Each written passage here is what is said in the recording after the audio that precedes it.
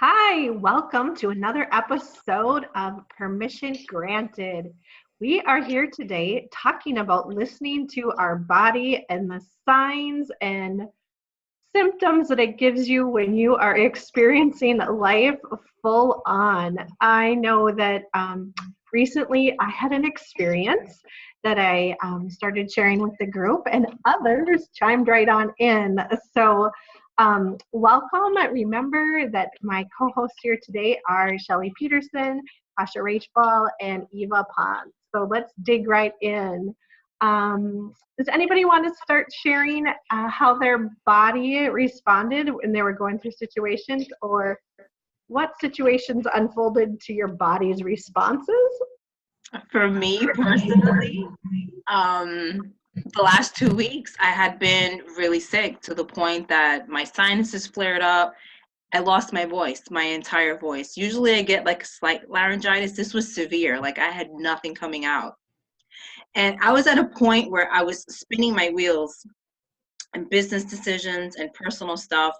And it just got to a point that when I got sick, I had nothing left but to just sit and really meditate on what was going on.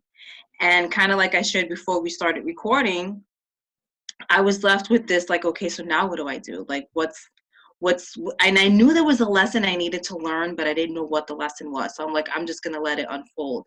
And as I started feeling better last week, I went for a walk and I'm out in nature meditating, because that's, for me, that's my act of meditation. I love to go for walks in nature. Mm-hmm. And out of nowhere, I literally heard this voice and said, we took your voice because the voice you were using was not of your own.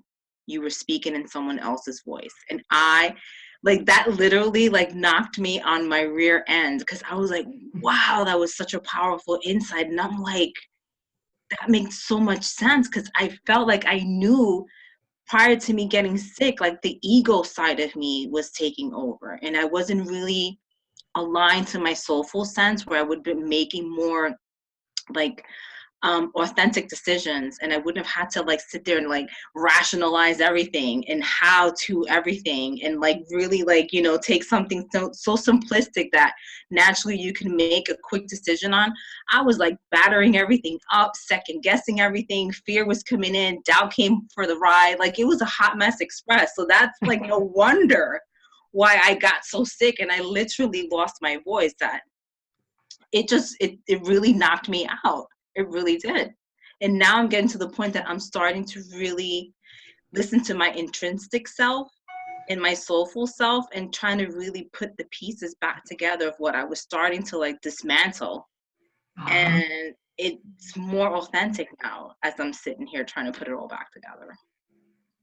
That's amazing. Like that is like to the nth degree, like stop and listen to your body, right? Yep. Like one of my favorite affirmations is my voice is heard. So I'm so excited to give you permission to let your new or true self voice be heard, Eva. Wow, that's pretty cool. That's pretty cool. Yeah. I love that too, because I think sometimes our voice is actually, you know, it evolves. It's not necessarily that it wasn't your voice, but that you have moved out of that space and you've moved past that and you've grown, and you weren't allowing the things that you were speaking and saying to grow and expand with you, right? So I just love that one. Mm-hmm. And by giving yourself permission to do that, you know, that will ripple out to all the clients you work with, the women you work with, because you've lived there, or you've lived it, you've been there, right? And so now you can probably even speak about the subtle symptoms of how to notice that you're on this train track to disaster. Mm-hmm. I often will miss the simple, gosh, I can't even speak today. Like the whispers, right? I miss the whispers, and then I get the frying pan to the head, and it's like, oh, right, now I see it. Yeah. I know. Go ahead. Oh, I was gonna say, I know, Eva, I found myself recently in the last few weeks as well, kind of struggling with a decision, and I was totally in my head, justifying an opportunity that pretty much fell into my lap, and I'm like, oh, why should I do this? And I love this, and I love this, and I love this. And I was calling everybody under the sun looking for advice. And my friend finally said, how would you feel if you didn't take this opportunity? And suddenly my throat closed off. And I thought, whoa, that's got to mean something, right? But I still didn't make the decision until about 20 minutes later when I received a phone call and from someone who the opportunity presented itself from. And she's like, how do you feel about it? Do you think you're gonna take it? And I'm like, all of a sudden I felt like really light, like my whole body just lit up, like it was almost floating in my car. And I'm like, I found myself or something coming through me saying, yes, I'm pretty sure I'm gonna take it. And then I finished the conversation and hung up, and I'm like, okay, if that doesn't mean something, like listening to what our body's signs and symptoms are so that our brain isn't trying to rule our decisions all the time. We talk about speaking from the, or making decisions from the heart or, intuitively. And I'm like, that's it. I've got to take the opportunity and stop thinking with my head, because sometimes it's clear what you need to do, but your mind can't process it. Yeah, we second guess ourselves out of everything. We reasoned everything to death. We analyzed everything to death. We want validation, from everyone, including the Pope, if we could, before we make a decision. Is that an option?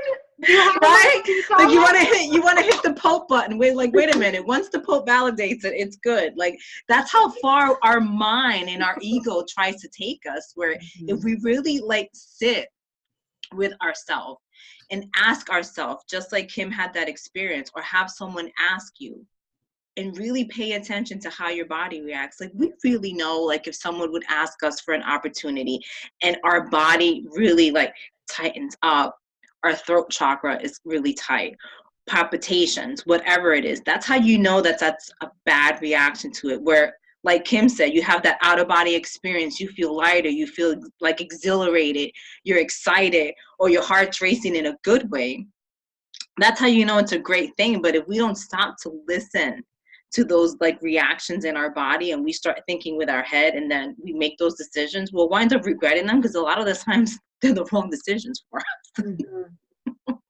Yeah. Very much. I've actually been teaching my students recently that we need to feel into our bodies more, which is not something that I'm used to, because I have fibromyalgia, so my body doesn't feel like a safe place to be. I feel really uncomfortable, and it's not a pleasant physical experience to be in my body. So I do spend a lot of time up in my head. And I've been realizing lately that there's so much information, exactly what you ladies have been saying. There's so much to learn about our surroundings and the opportunities and how to move forward and take steps each and every day by just checking into our body and asking, what is it? Does it feel good to do this, or does it feel good to do this? And the question can be as simple as, do I go for a walk or take a nap, right? Which feels better? But checking in with your physical body is so important. There's so much information to be had there. And I've also experienced anxiety and depression throughout my life. And I realized at some point that it's not meaningless, right? Most of us who are suffering from it, we kind of, when you're in the thick of it, you go, where did this come from? There's no reason for this. I don't understand why my body's reacting this way. But as I've begun asking what the purpose is, I have found that there's always a reason. Your body's begging you to pay attention to something that isn't right or aligned in your life. Mm-hmm. And when we can, figure that out, and often when you have anxiety, it's something kind of big and uncomfortable, right? So, for instance, the last time I actually had a huge anxiety attack was when I was going to give notice at my job, right? I was so stressed about it. But the second I handed him the letter, it was gone. I had this big, deep breath, and it was just released, right? But it was that life-altering moment that was causing the anxiety. And it was because I knew I couldn't stay there, right? It was pushing me forward.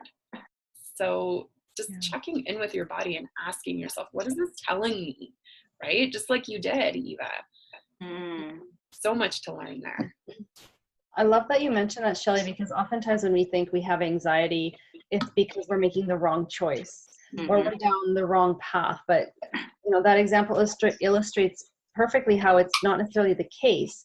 The anxiety or whatever negative or limiting emotion you may be feeling may be attached to something in your past or some sort of belief system that if you unpack it, if you release it and then revisit the decision from that place of, I guess, clarity and freedom, then you have more clear information about, is it the right choice, or perhaps you need to tweak something, or is it the wrong choice? So just because you're anxious or just because you have something coming up does not mean you're off path. It simply means there's more to look at. There's something inside you that needs your attention. For sure. And sometimes too, it's like everything is energy.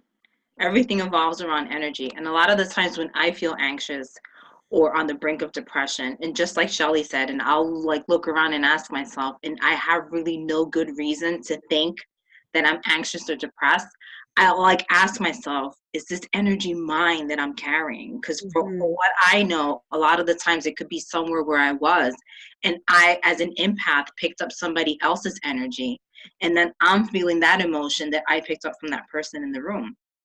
So sometimes when I really do that work, and then I do like that release and that forgiveness of allowing myself to believe that it was mine to carry, or if it was my anxiety or my depression, in my lifetime, then I think to myself, okay, now I can start like unpacking the layers of it all, and then it starts to make more sense for me. And of course, you hear this?